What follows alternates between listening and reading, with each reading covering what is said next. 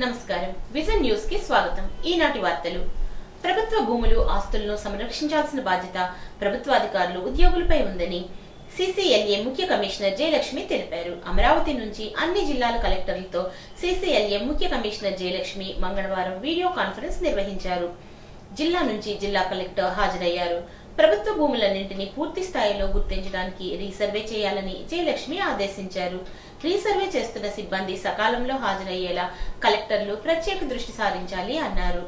అందరికీ గృహాలు కార్యక్రమాన్ని కలెక్టర్లు సమర్థవంతంగా చేపట్టాలని, రెవెన్యూ సమస్యల పరిష్కారంపై నమోదయ్యే అర్జీలను పునఃపరిశీలన చేయాలని అన్నారు।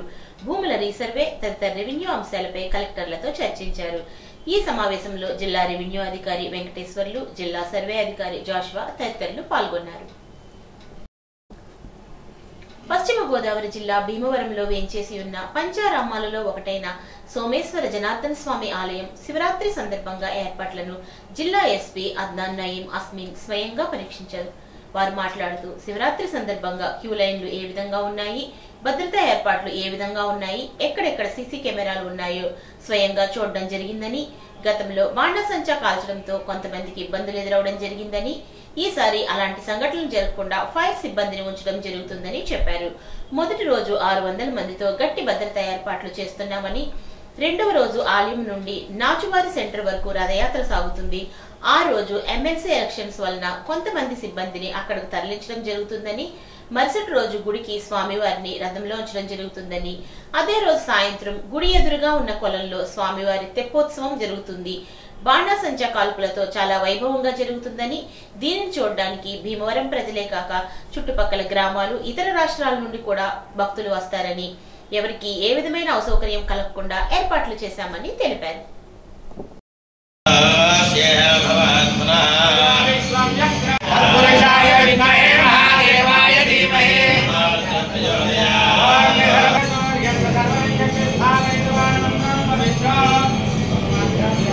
భీమవరం తర్వాత పాల్కోల్ వచ్చిన some 3-4 temples కి లిటిల్ బిట్ ఇష్యూస్ ఎవరు ఓనర్షిప్ అండ్ అక్కడ సమ్ కాస్ట్ ఇష్యూస్ రిలేటివ్ ఉండే అక్కడ సరిపోవడం బందోబస్తు జరుగుతుంది। తర్వాత లాస్ట్ ఇయర్ మనకి ఒక సైడ్ ఇన్సిడెంట్, ఒక ఫైర్ క్రాకర్ లో ఒక అమ్మాయి చనిపోవడం జరిగింది। దాని గురించి కూడా అందరి డిపార్ట్మెంట్స్ కి ఇన్స్ట్రక్షన్ ఇవ్వడం జరుగుతున్నాయి। Any places where ever fire crackers involved, fire department ఖచ్చితంగా అక్కడ ఫైర్ డిపో పెడుతున్నారు ఈ సంవత్సరం। ఇది చిన్న మిస్టేక్ లాస్ట్ టైం కూడా జరిగింది మొన్న ప్రీవియస్ ఇయర్స్ కి, అది పూర్తిగా విచారణ చేసిన తర్వాత ఈ టైం ఏది ఇబ్బంది లేకుండా will ensure that this time that no such problems come. ఇక్కడ ఇప్పుడు 1000 ఇక్కడ ఉంటున్నారు। మొత్తం జిల్లాలో చూస్తే around 600 people we have deployed in this. తర్వాత మళ్ళీ ఇల్లుండి మనకి ఎల్ఎంఎల్సీ ఎలక్షన్ ఉంది, ఇది 2 బందోబస్తు సైమల్టేనియస్ గా జరుగుతున్నాయి। విద్యార్థులు ఆత్మస్థైర్యంతో ఏదైనా సాధించగలరని, జిల్లాలో 10వ తరగతి విద్యార్థులు 100% ఫలితాలు సాధించేందుకు కృషి చేయాలని జిల్లా కలెక్టర్ చదలవాడ నాగరాణి అన్నారు। మంగళవారం కలెక్టరేట్ లో వీడియో కాన్ఫరెన్స్ హాల్ నుండి కలెక్టర్ నాగరాణి జిల్లాలోని అన్ని జిల్లా పరిషత్ పాఠశాల 10వ తరగతి విద్యార్థులకు మోటివేషన్ కార్యక్రమాన్ని గూగుల్ మీట్ ద్వారా నిర్వహించారు। ఈ కార్యక్రమంలో రామకృష్ణ మిషన్ నుండి స్వామి శర్యానంద్ పాల్గొని 10వ తరగతి పరీక్షలకు హాజరయ్యే విద్యార్థులకు దిశానిర్దేశం చేశారు। ఈ సందర్భంగా కలెక్టర్ మాట్లాడుతూ 10వ తరగతి విద్యార్థులకు మోటివేషన్ కార్యక్రమాన్ని జిల్లా అంతటా జడ్పీఎస్ పాఠల్లో 13,000 మంది విద్యార్థులకు గూగుల్ మీట్ ద్వారా నిర్వహించడం జరిగిందన్నారు। ఈ కార్యక్రమంలో 1,500 మంది ఉపాధ్యాయులు కూడా పాల్గొన్నారని, గూగుల్ మీట్ లో జిల్లా రెవెన్యూ అధికారి మొగిలి వెంకటేశ్వర్లు, జిల్లా డిఈఓ ఈ నారాయణ, జిల్లాలోని పాఠశాలల ఉపాధ్యాయులు, 10వ తరగతి విద్యార్థులు తదితరులు పాల్గొన్నారు। ప్రమాదకర పరిశ్రమల్లో భద్రతా నిర్వహణకు తీసుకోవాల్సిన అన్ని ముందస్తు చర్యలపై యాజమాన్యాలు పూర్తి అవగాహన కలిగి ఉండాలని కలెక్టర్ చదలవాడ నాగరాణి తెలిపారు। మంగళవారం స్థానిక విష్ణు కాలేజ్ మినీ ఆడిటోరియం నందు ఫ్యాక్టరీల శాఖ ఆధ్వర్యంలో ప్రమాదకర పరిశ్రమల్లో భద్రతా నిర్వహణ అంశంపై ఏర్పాటు చేసిన ఒకరోజు శిక్షణ కార్యక్రమానికి కలెక్టర్ నాగరాణి ముఖ్య అతిథిగా పాల్గొని పరిశ్రమల యాజమాన్యాలకు పలు సూచనలు చేశారు। ఉద్యోగుల్లో పారిశ్రామిక భద్రతా రంగంలో అవగాహన కల్పించడం, భద్రతా సంస్కృతిని అభివృద్ధి చేయడం ఈ కార్యక్రమం యొక్క ముఖ్య ఉద్దేశ్యమని ఈ సందర్భంగా కలెక్టర్ మాట్లాడుతూ పారిశ్రామిక భద్రతా శిక్షణ యొక్క ప్రాముఖ్యతను నొక్కి చెప్పి రాష్ట్రంలో ఇటీవల జరిగిన పెద్ద ప్రమాదాల గురించి వివరించారు।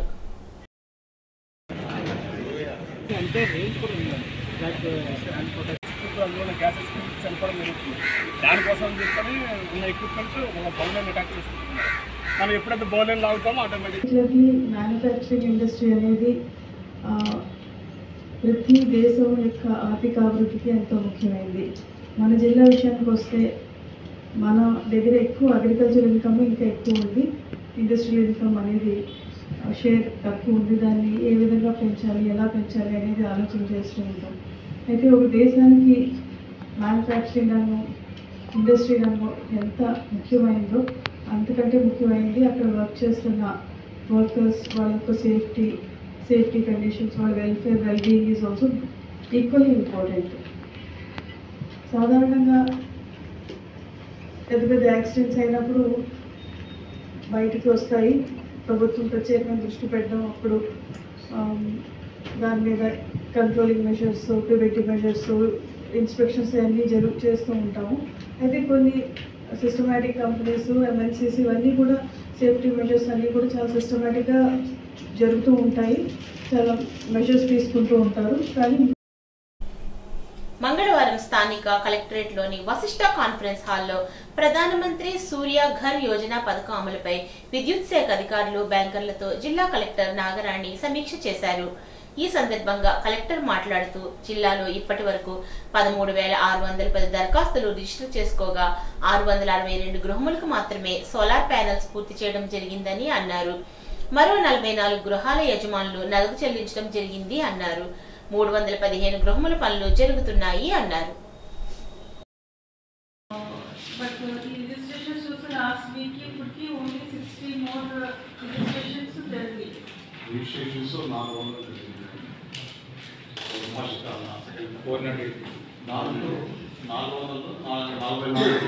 పేమెంట్ అంటే మా అప్లికేషన్కి మేటర్ కాస్ట్ పే చేయడం జరిగింది.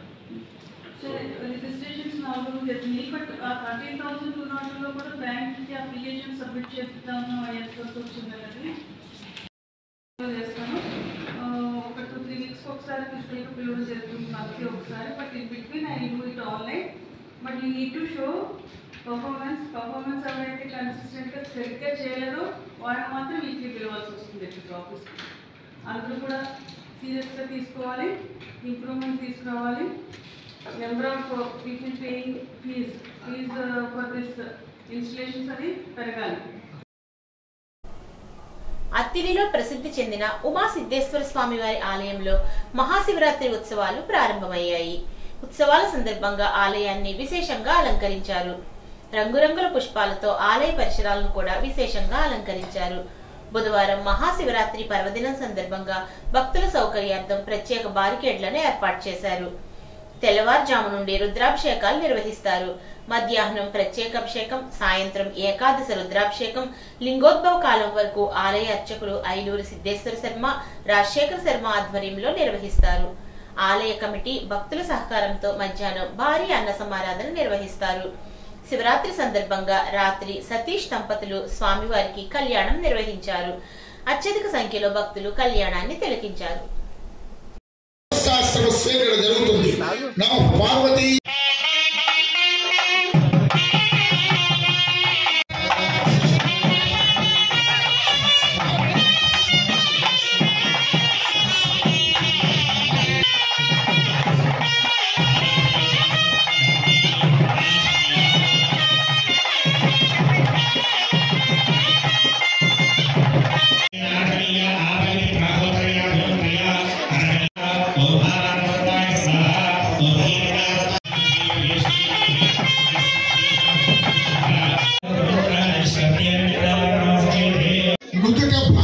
ఎప్పుడైతే కడతామో ఆ పాద ఇటువంటి ఆ పాదములకు బలి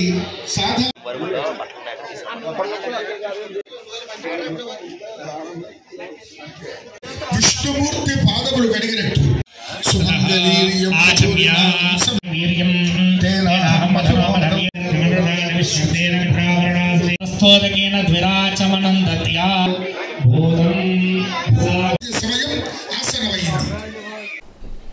అత్తిలి మండలం కేసముద్రపుగట్టు గ్రామంలో ఉమ్మడి తూర్పు, పశ్చిమ గోదావరి జిల్లా నియోజకవర్గ పట్టభద్రుల ఎమ్మెల్సీ కూటమి అభ్యర్థి పేరాబత్తుల రాజశేఖర్ ను అఖండ మెజార్టీతో గెలిపించాలని తణుకు నియోజకవర్గ శాసనసభ్యుడు ఆర్మిల్లి రాధాకృష్ణ పిలుపు మేరకు కేసముద్రపుగట్టు గ్రామంలో తెలుగుదేశం పార్టీ నాయకుడు మెంతు రాజ్ కుమార్ ఆధ్వర్యంలో కూటమి నాయకులు పట్టభద్రులైన ఓటర్ల ఇంటింటికి వెళ్లి మొదటి ప్రాధాన్యత ఓటును కూటమి అభ్యర్థి రాజశేఖర్ కు వేసి అత్యధిక మెజార్టీతో గెలిపించాలని స్వయంగా అభ్యర్థించారు.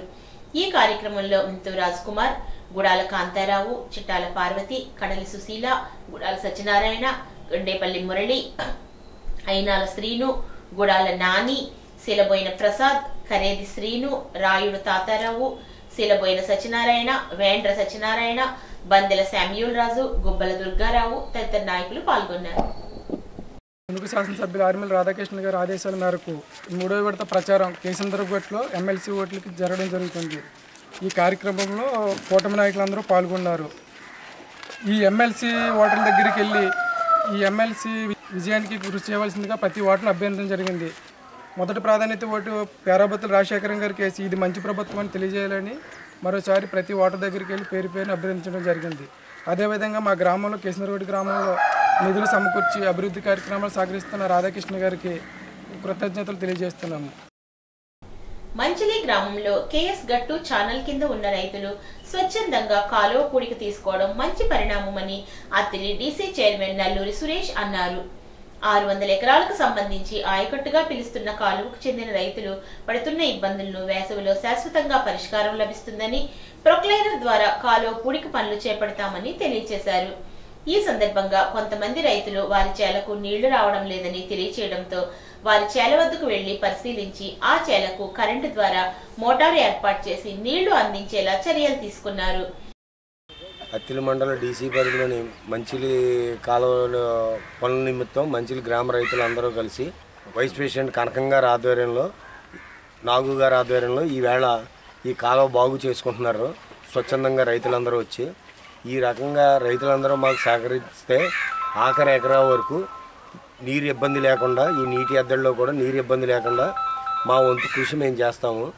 ఆర్మిల్లి రాధాకృష్ణ గారి ఆధ్వర్యంలో ఆఖరి రైతు వరకు నీరు అందించాలనేది రాధాకృష్ణ గారి సంకల్పం. దీనికి ఇక్కడ గ్రామ రైతులు సహకరించినట్టు ఉన్న గ్రామాల్లో కూడా ఆ రైతులందరూ మాకు సహకరిస్తే ఆఖరి ఎకరా వరకు నీరు అందించగలమని మరోసారి చెప్పడం. ఈ వేసవకాలంలో ఎమ్మెల్యే గారి ఆధ్వర్యంలో వర్కులు శాంక్షన్ అయినాయి. రేపు వేసవకాలంలో ఈ వర్కులన్నీ కూడా మేము చేయించగలము. మంచిల కాలువ కూడా జేసీబీలతోటి కాలువ తవ్వులు పూర్తి చేస్తామని తెలియపరచడం అయింది. గ్రామ తెలుగుదేశం పార్టీ నాయకులు సిరగాని నాగేశ్వరరావు మాట్లాడుతూ రైతులకు ఎటువంటి ఇబ్బంది రాకుండా ప్రతి ఎకరాకు నీరు అందించడానికి శాసనసభ్యుడు ఆర్మిల్లి రాధాకృష్ణ సహకారంతో జరుగుతుందని తెలియజేశారు.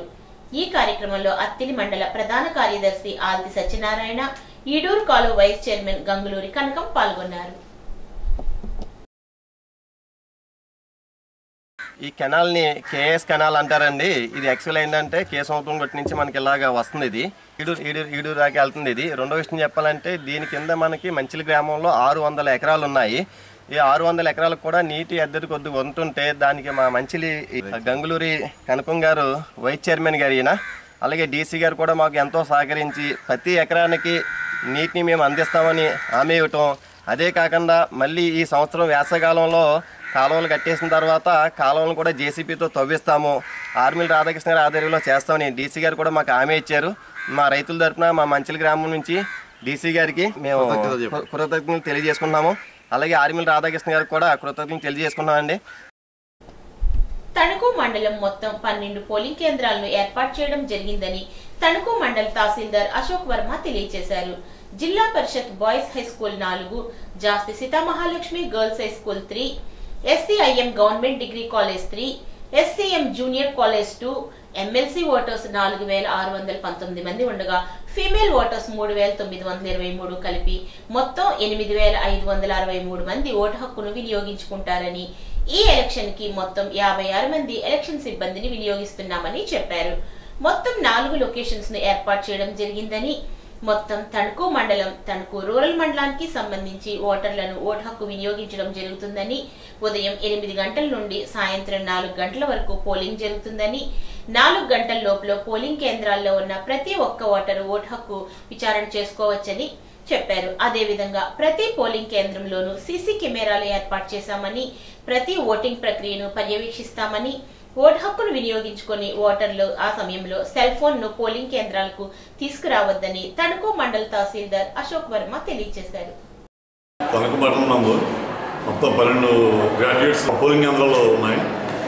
Zilla Parishad boys school 4, Jasti Mahalakshmi girls high school 3, SIM government degree college 3, SIM government junior college 2, మొత్తం టోటల్ 12 పోలింగ్ కేంద్రాలు ఏర్పాటు చేశాం. దీనిలో total male voters 4,619, female voters 3923, total 8,540 మంది ఓటర్స్ ఓటు హక్కు వినియోగించుకుంటారు. మొత్తం దీనికి పిఓల కిందము 14 మంది, ఓపీఓల కింద 42 మంది, టోటల్ 56 మంది ఎన్నికల సిబ్బంది విధుల్లో పాల్గొంటారు. మొత్తం టోటల్ లొకేషన్స్ 4 లొకేషన్స్లో జరుగుతాయి.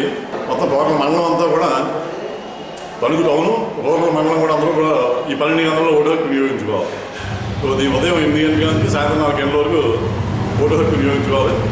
4 గంటలు దాటిన పోలింగ్ కేంద్రం లోపల గేట్ లోపల ఎవరైతే ఉన్నారో వాళ్ళందరికీ స్లిప్ ఇచ్చి అది ఓటు అయ్యే వరకు కూడా ఓటింగ్ జరపకూడదు. భద్రతాపరంగా అన్ని చర్యలు తీసుకున్నాం. ఆ ప్రతి పోలింగ్ కేంద్రంలో కూడా సీసీ వెబ్కాస్టింగ్ జరుగుతుంది. వెబ్ కెమెరాస్ ఏర్పాటు చేస్తున్నాం. పోలీసు బందోబస్తు కూడా అన్ని పోలింగ్ కేంద్రాలు కూడా ఉంటుంది. అలాగే మెడికల్ క్యాంపు అన్నీ ఉంటాయి. వాటర్ సేవలో కూడా పోలింగ్ కేంద్రాలకి సెలవుపట్టడం రావద్దు తగ్గించి. ఆంధ్రప్రదేశ్ పౌర సరఫరాల సంస్థ హమాలీ కార్మికులకు పెంచిన కూలీ రేట్లు 25 రూపాయల నుండి 28 రూపాయలు మరియు 14 నెలల ఎరియర్స్ చెల్లింపుకు వెంటనే జీవోలు జారీ చేయాలని ఏపీ పౌర సరఫరాల సంస్థ హమాలీస్ రాష్ట్ర యూనియన్ గౌరవ అధ్యక్షులు కె ఉమామహేశ్వరరావు ప్రభుత్వాన్ని డిమాండ్ చేశారు. మంగళవారం స్థానిక సివిల్ సప్లైస్ గోడౌన్ వద్ద సిఐటియు ఆధ్వర్యంలో హమాలీ కార్మికులు ఎదుర్కొంటున్న సమస్యల పరిష్కారానికి తక్షణమే ప్రభుత్వం స్పందించాలని డిమాండ్ చేస్తూ ధర్నా నిర్వహించారు. ఈ సందర్భంగా ఉమామహేశ్వరరావు మాట్లాడుతూ హమాలీ కార్మికులు అందిస్తున్న సేవలకు ప్రభుత్వం నుండి నేటికి గుర్తింపు లేదని, ప్రమాదకరమైన విధులు నిర్వహిస్తున్న హమాలీ కార్మికులకు ఈఎస్ఐ గత 30 ఏళ్లుగా అమలు చేయకపోవడం అన్యాయమని అన్నారు. గత 14 నెలల వేతన ఒప్పంద రేట్లు పెంపుదల చేయకుండా కాలయాపన చేస్తున్నారన్నారు. పెంచినటువంటి రేట్లకి జీవోలు ఇవ్వలేదని, గత 14 నెలలుగా కార్మికులు పాత రేట్లతోనే పనిచేస్తున్నారని అన్నారు. ఈ కార్యక్రమంలో సిఐటియు జిల్లా కార్యదర్శి ప్రతాప్, మండల కార్యదర్శి గుబ్బల గోపి తదితరులు పాల్గొన్నారు. సివిల్ సప్లైస్ హమాలీ కార్మికుల కూలి రేట్లకు సంబంధించిన జీవోని చర్చలు జరిగి 4 నెలలు అవుతున్నా ఇంతవరకు జీవో విడుదల చేయకుండా రాష్ట్ర ప్రభుత్వం కాలయాపన చేస్తూ ఉంది. ఈ కాలయాపన్ని ఏపీ పౌర సరఫరాల సంస్థ హమాలీల రాష్ట్ర యూనియన్ సిఐటి అనుబంధ సంఘం తరఫున ఖండిస్తూ ఉన్నాం. ఇప్పటికైనా ప్రభుత్వం కాలయాపన విధానాలను మానుకొని సివిల్ సప్లైస్ హమాలీలకు పెంచిన కూలి రేట్లు 25 నుంచి 28 రూపాయలు పెంచారు.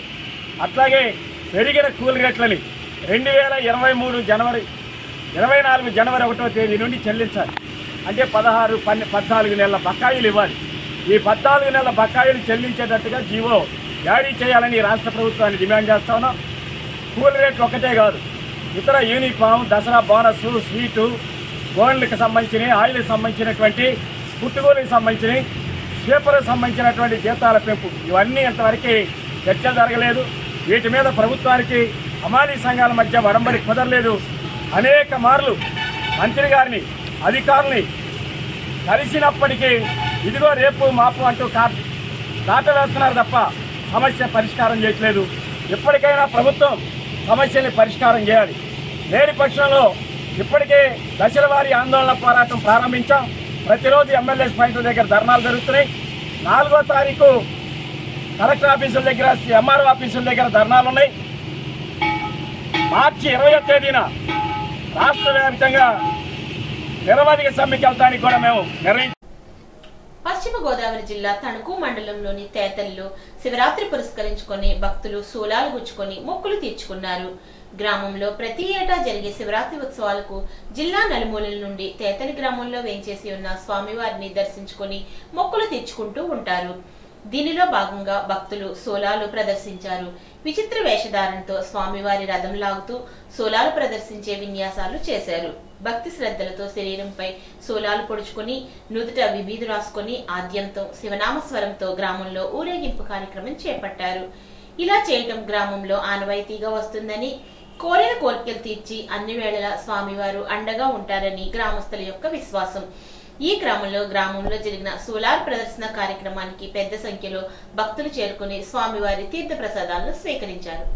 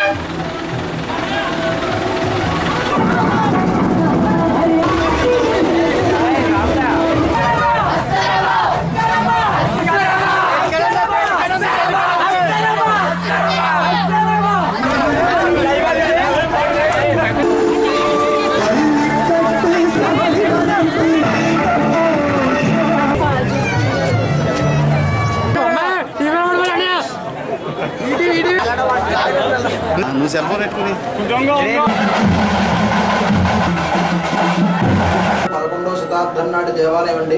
స్వయంభూలింగం. ఈ యొక్క లింగాకారం మీద బ్రహ్మసూత్రం ఉంటుంది. బ్రహ్మసూత్రం ఉన్నటువంటి లింగాకారానికి మనం ఒక్కసారి అభిషేకం చేయించుకుంటే అనంతకోటి ఫలితాన్ని ఇస్తుంది అన్నమాట. రాజరాజ నరేంద్రులు 11వ శతాబ్దం నాడు ఇదంతా ఒక అడవి ప్రాంతం. రాజరాజ నరేంద్రుల వారు ఈ యొక్క సైన్యంతో వేటకు వచ్చినప్పటికీ అడిగి కృష్ణ సర్పం అని సర్పం ఆయన్ని వెంబడించేటప్పటికి ఆయన తిరిగి ఆయన యొక్క రాజ్యానికి వెళ్ళిపోయి విశ్రాంతి తీసుకుంటే ఆ యొక్క కృష్ణ సర్పం స్వప్నంలో కనిపించి మిమ్మల్ని ఎక్కడైతే అడ్డుపడ్డానో దానికి పడమర దిక్కులో పుట్టలో లింగాకారం ఉందంటే అప్పుడు ఆ లింగాన్ని తీసి ప్రతిష్ఠింపజేశారు. అప్పటి నుంచి కూడా స్వామివారి యొక్క భక్తులైనటువంటి నడిపల్లి వంశస్థులు ఇప్పుడు 7వ తరం వారు ఆ యొక్క ఉత్సవాలు ఈ దేవాలయాన్ని నడపడం ట్రస్టీ మొత్తం అంతా కూడా వాళ్ళే చూసుకున్నారు. దేవాలయం మంచి అన్నీ కూడా దేవతల శివాలయంలో పార్వతీ సమేత రాజేశ్వర స్వామి వారి దేవాలయంలో నాగబహుళ దశమి లగాయత్తు అమావాస్య వరకు స్వామివారి యొక్క శివరాత్రి ఉత్సవాలు జరుగుతున్నవి. మొదటి రోజు దశమి రోజున స్వామివారిని అమ్మవారిని పెళ్లి కూతుర్ని చేసి అఖండ దీపారాధన కార్యక్రమం చేసి నంది వాహనం ఆ యొక్క గణపతి వాహనం మీద స్వామివారిని ఊరేగించి సేవ చేస్తారు. మరుసటి రోజు సాయంత్రం అంకురారోపణ ధ్వజారోహణ, రాత్రికి 2 గంటలకు స్వామివారి కళ్యాణోత్సవం, 3వ రోజు సాయంత్రం అనుభవోత్సవం అని ఒక భక్తులందరూ కూడా వీరభద్రుడి యొక్క దీంట్లో సోలాలు అవన్నీ సోలాలోత్సవం ఇవన్నీ చేసుకుంటారు. వచ్చి స్వామివారి యొక్క మనోవాంఛలు తీర్చాలని చెప్పేసి సోలాలు అవన్నీ తీర్చుకొని దర్శనం చేసుకుని వెళ్తారు. అలాగే ఆ రోజు రాత్రి ప్రబలోత్సవం అని స్వామివారిని రావణ బ్రహ్మ యొక్క గణపతి నంది నెమలి వాహనం మీద స్వామివారిని సర్పవాహనం మీద స్వామివారిని ఊరేగించి ఉత్సవం చేస్తారు. శివరాత్రి రోజున ఉదయం స్వామివారికి కుంకుమ పూజ, స్వామివారికి అభిషేకంలో అమ్మవారి కుంకుమ పూజలు దర్శనాలు అయిన తర్వాత మధ్యాహ్నం సదస్య కార్యక్రమం జరుగుతుంది. అలాగే స్వామివారికి సాయంత్రం శివరాత్రి రోజు సాయంత్రం రథోత్సవం కార్యక్రమం జరుగుతుంది. అలాగే అమావాస్య రోజు ఉదయం త్రిశూల స్నానాలు, సాయంత్రం పుష్పయోగం కార్యక్రమం జరుగుతుంది. తణుకు పట్టణంలో వేంచేసి ఉన్న గోవిందాంబ సమేత శ్రీమద్ విరాట్ పోతులూరి వీరబ్రహ్మేంద్ర స్వామి వారి ఆలయమునందు తణుకు పట్టణ స్వర్ణకార సంఘ ఆధ్వర్యంలో బుధవారం మహాశివరాత్రి పర్వదినాన్ని పురస్కరించుకుని వీరబ్రహ్మేంద్ర స్వామి వారికి అత్యంత వైభవోపేతంగా కళ్యాణం నిర్వహిస్తారు. ఆ రోజు ఉదయం స్వామివారిని అమ్మవారిని పెండ్లి కుమారుడు పెండ్లి కుమార్తెను చేసి మధ్యాహ్నం గ్రామోత్సవం జరిపి అనంతరం సాయంకాలం స్వామివారి కళ్యాణం నిర్వహిస్తారని చైర్మన్ తమిరి శ్రీనివాస్ తెలిపారు.